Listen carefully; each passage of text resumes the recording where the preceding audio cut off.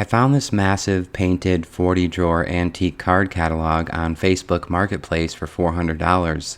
It's time to unpaint it, and what I discovered completely shocked me. But even before stripping away a single layer, I uncovered a few things about its past that makes this piece rare. I'm hoping this will help others see the beauty in removing more paint from old furniture.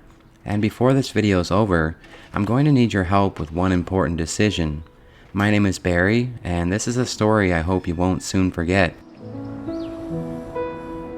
Based on several of the drawer labels, it looks like this piece was once used to store basic medical supplies. My guess, it may have been part of a hospital or medical facility, maybe sometime around the mid-20th century. But there's also another possibility. Given where I found it, not far from a military base, it wouldn't surprise me if this was actually used by the military, maybe in a field hospital supply room, or even a base infirmary. Whatever the case, it's clear this wasn't just used for filing papers. It once held tools that helped people, possibly during some of their hardest moments, and that makes restoring it feel even more meaningful considering my own background in the medical field.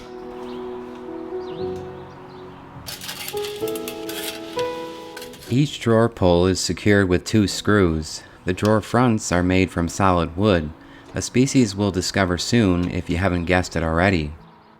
The most difficult part for this project was not removing the old finishes, but instead disassembling all the pieces for each of these 40 drawers. I tried a few different methods before figuring out an efficient way to repeat all these steps 40 times over. There was also the task of scraping most of the tape and stickers off each drawer.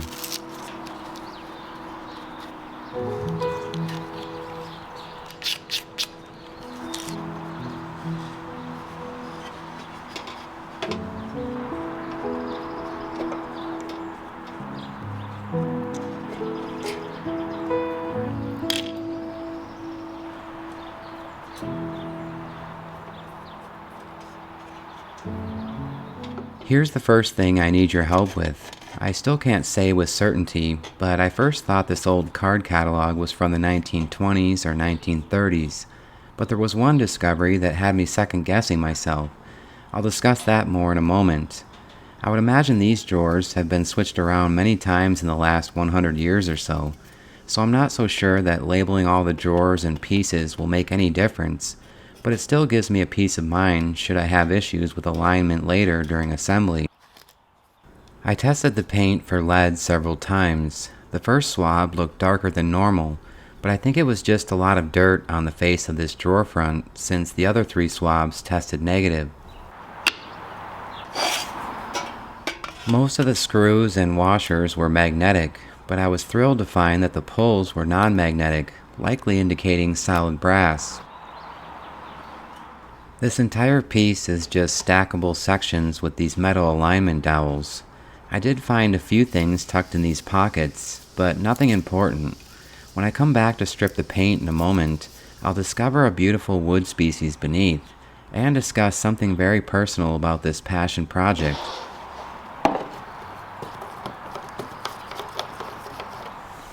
This package just arrived in the mail, and for the last several months I've been focusing on ways to improve my health. You see, I haven't always been the healthiest eater, and that's mostly because when I go to the grocery store, I tend to be more of an impulse buyer, and I end up buying a lot of unhealthy foods that I really don't need. But I feel like it's never too late to make these changes. So lately, I've been restocking my home with better options from Thrive Market. Thrive Market is an online membership-based grocery store that makes it super easy and affordable to get healthy, high-quality food and other household products delivered right to your door. I'm so glad to be partnering with Thrive Market for this video, but even before this sponsorship, I was a paying Thrive member. They carry thousands of organic pantry items, natural plant-based cleaning supplies, healthier personal care products, and even better treats for the dog. Thrive guarantees the lowest prices, so if you do find these items cheaper elsewhere, they'll match the price. You can also shop by diet, keto, gluten-free, paleo, whatever suits your needs. I've already saved a lot of money using Thrive Market, and I already feel so much better. Even with a small monthly membership fee, eating better and avoiding the overwhelming experience of in-store shopping has made this experience worth every penny. Click the link in my description box or go to thrivemarket.com/MadCityModern to receive 30% off your first order and a free gift when you join Thrive Market today. Thrive Market ships fast, their packaging is recyclable, and they're actually working towards being the world's first climate-positive grocery store, which I really appreciate supporting. So a huge thank you to Thrive Market for sponsoring this video, and by supporting the mission of Thrive Market, you're also supporting me and enabling me to continue making these furniture restoration videos. Have you ever set a big goal for yourself, but at times it feels so far out of reach? There are so many steps to restoring this piece, and from the beginning, it was overwhelming, so I'll try and switch back and forth between each step as I go. I'll brush on the chemical stripper with a disposable brush, then cover this with plastic wrap to slow down evaporation. One thing that helps me get through larger projects like this one is to keep my expectations high, but my daily goals small and achievable. It's easy to get overwhelmed with a project this big, especially in the quiet moments when the shop feels loneliest and progress feels slow. Don't get me wrong, I love this work, but on the hardest days, the small steps forward might be the only thing standing between me and giving up. This discovery was one of those small steps forward. I was so thrilled to find what I was hoping for, quarter sawn white oak, or what's commonly referred to as tiger oak. This will be even more dramatic in a moment.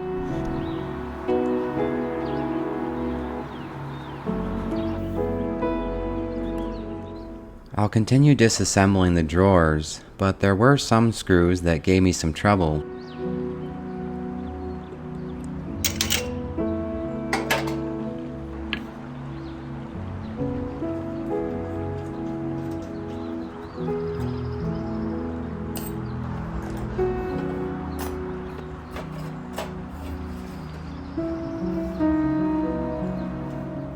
This was another satisfying moment uncovering these beautiful patterns from the medullary rays. If you want more details about what creates this gorgeous contrast in quarter sawn oak, I discuss it in depth in the last few minutes of episode 81.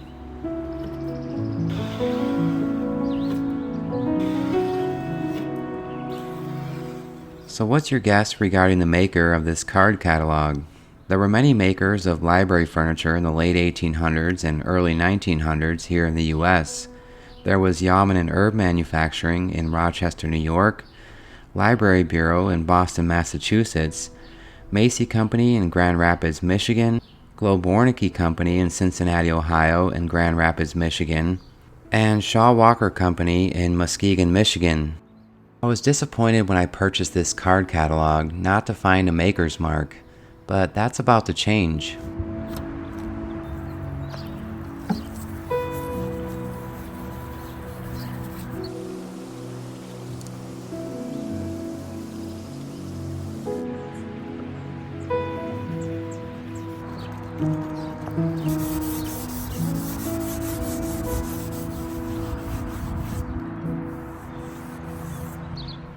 As I remove the paint, this discovery looks to me like just the name Globe, which has me puzzled.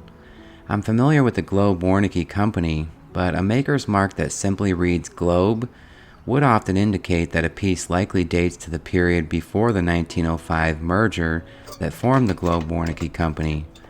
I have a hard time believing this piece was made before 1905, but I'm really not sure, and I'm asking for your help. Once I scrape most of the paint, I'll use fine steel wool, brass brushes, and this afterwash product to neutralize and remove the rest of the paint. There are many videos on my channel discussing all the steps for refinishing furniture, but today's video is more about uncovering the history behind this special piece and what I can learn from this challenging project. I enjoy sharing with others what I've learned by creating these restoration videos, but I often include short clips that aren't relevant to the project, like this one, and that's because I'm documenting parts of my own journey to look back on one day. I want to share something personal about this project, and really about so many of the forever pieces that are here in my shop. By forever pieces, I mean the ones that have sentimental value, and that I hope to take with me on the next part of my journey. I hope you can relate to this thought. You see, I have very little attachment to most material things in this life, but I've come to believe that no matter who we are, no matter our age or stage in life, we all need something to work toward. Something that pulls us forward, even on the days when progress feels slow. This old card catalog might look like just another piece of furniture, but to me it's more than that. Completing it is one small step toward a much bigger picture, one that I'm still working toward, quietly and mostly privately. I've shared some details in my recent Wednesday evening live streams, but not all dreams need to be shared to be real. Some of them live in the background, in the margins, in the quiet work we do every day. Most evenings, after my work is finished for the day, I ask myself a simple question. What did I do today to get closer to reaching those goals? Maybe that's what this project is really about. It's not the wood or the finish, but the act of doing something with intention, something that keeps me moving piece by piece.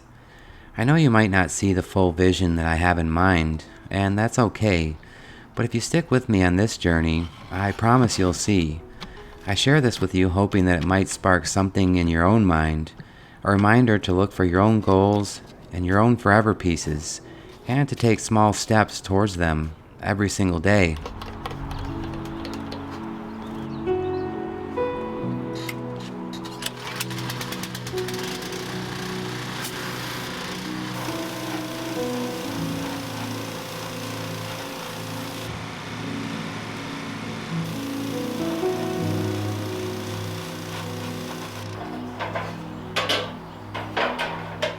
Most of the 40 metal drawers were in great shape, so I'll just clean them with the pressure washer. I don't think anything else needs to be done with these. Once clean, I'll blow off the excess water with the air hose.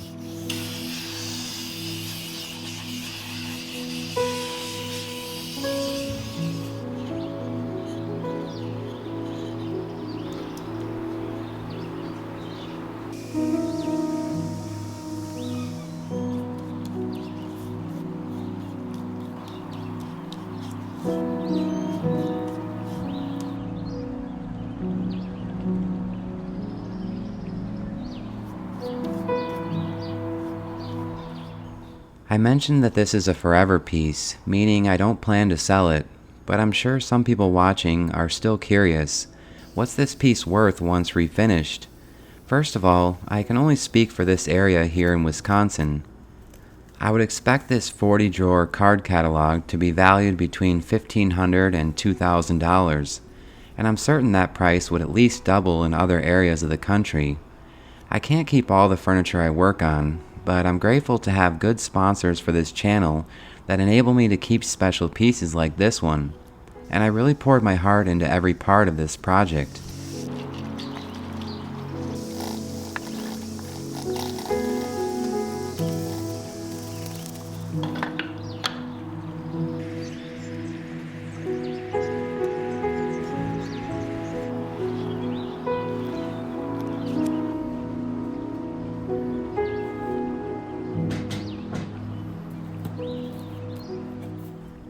The back sides of a few sections were loose, so I'll spread some wood glue as far back as I can reach, then clamp these down while they dry.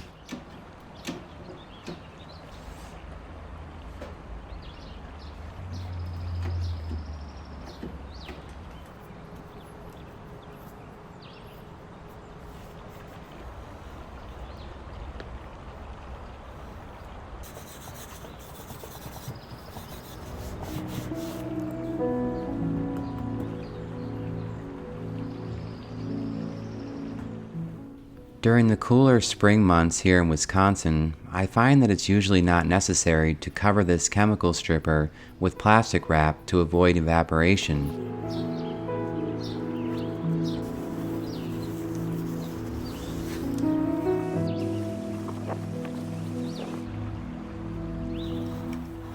To avoid getting chemical stripper inside this piece, I'll use a card scraper to remove some of the paint along the smaller edges.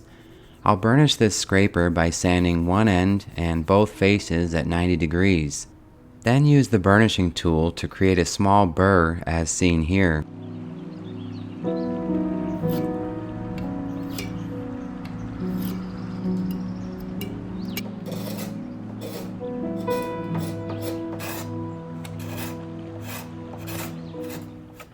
This can be a rather abrasive method to remove the paint from this wood, but notice how thick these wood trim pieces are.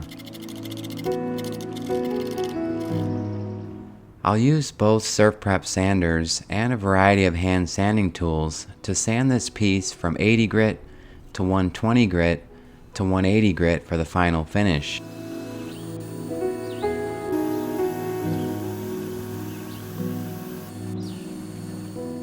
The straight edges of the Surf Prep 3x4 sander and these sponge pads make sanding these drawers much easier.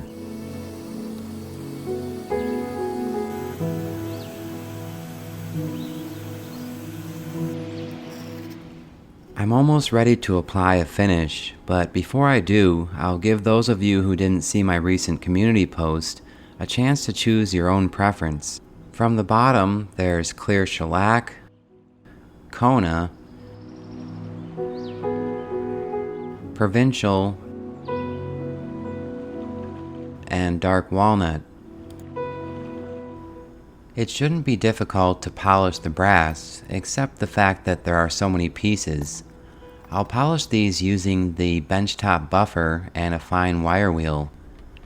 I'm disappointed that one drawer pull is missing and one is broken, but I knew this the day that I purchased the card catalog.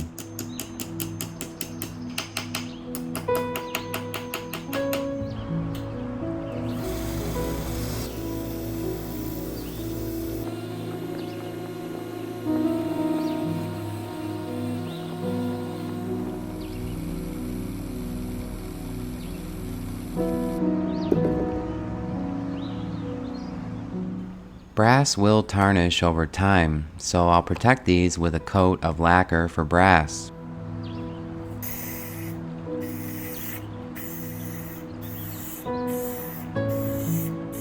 I'm still looking for two replacements, and the spacing between the center of the holes for the screws is 2 3/8 inches.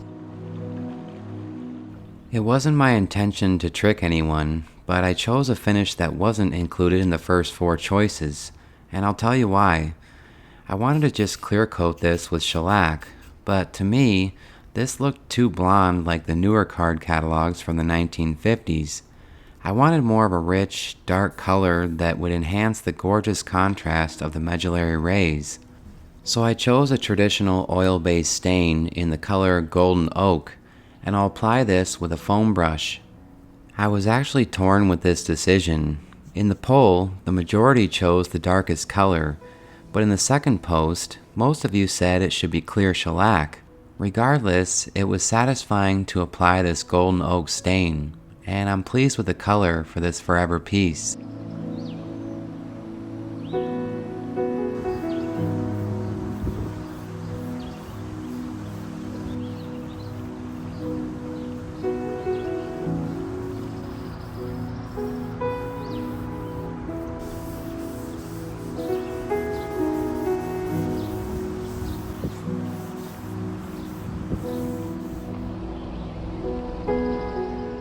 Once the stain had dried, I applied several coats of clear shellac.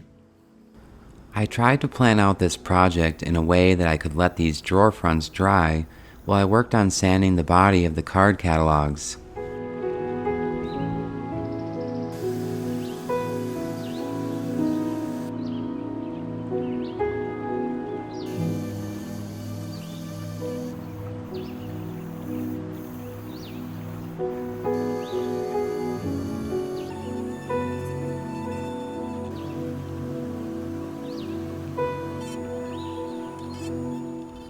There were hundreds of screws for this card catalog, and some were stripped out, so I'll replace them with these brass screws.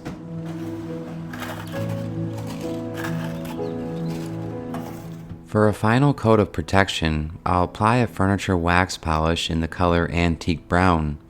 This non-abrasive pad will help cut down the sheen and the texture of the shellac.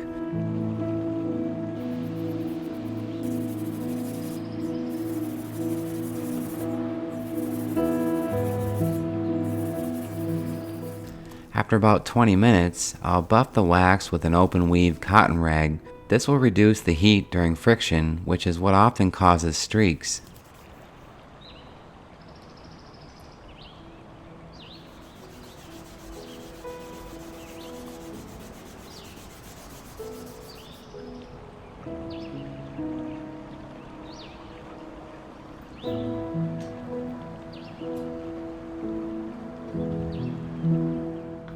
It took several hours to piece everything back together, so I started this process while still sanding the body of the furniture.